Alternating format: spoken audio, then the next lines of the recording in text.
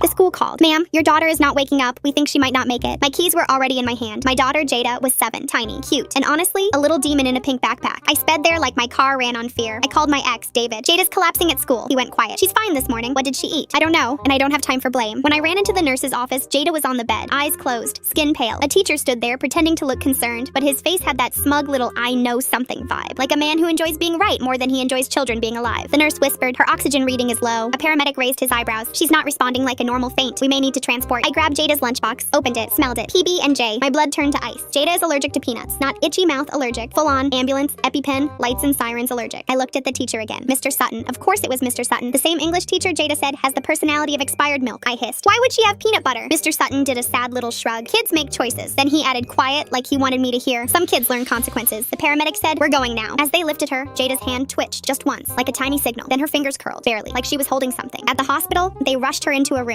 David arrived, breathless. What happened? I think someone fed her peanuts, I said, and I think I know exactly who. A doctor came in. Her labs are confusing. Confusing how? I snapped. He hesitated. There's no peanut protein in her system, not enough to cause this. I froze. Then why is she? The doctor leaned closer. Her oxygen monitor is reading low, but her blood oxygen is normal. Normal. I turned to the nurse. Can I see her backpack? They brought it in. I unzipped the front pocket and found it. A little plastic clip like a tiny clamp and a makeup sponge stained gray blue. My stomach flipped. No way. Right then, Jada's eyes popped open. Fully awake, she sat up like Dracula in a children's hospital bed and said, hey mom, before you yell, just listen. David stared. Jada, you almost gave us a heart attack. She shrugged. You're welcome. Builds character. Something you could have used before the divorce. Ma'am, I grabbed her shoulders. What did you do? She pointed at the clamp. That's a fingertip oxygen trick. Squeeze blood flow, oxygen reads low. I learned it from a magician on YouTube. Also, I used the sponge to make myself look deadish. Like cute dead, not ugly dead. I was shaking. Why? Jada's smile disappeared. Because Mr. Sutton has been stealing kids' snacks and confiscating them. He took my best friend's lunch money too. And yesterday he told me, if you keep running your mouth, I'll make sure you regret it. So I decided, okay, bet. David blinked. So you faked a medical emergency to catch a teacher? Jada nodded. I needed adults to finally stop being slow. The door opened. 2 cops walked in, and behind them was the principal and Mr. Sutton, sweating. Tried to speak, and Jada cut him off, sweet as sugar. Don't talk, sir. You look like the type to cry in italics. The principal looked like he aged 10 years. Jada, this was reckless. Jada leaned back on her pillow. True, but so is letting a grown man bully kids for fun. Also, mom, can we get tacos? Hospital drama makes me hungry as hell.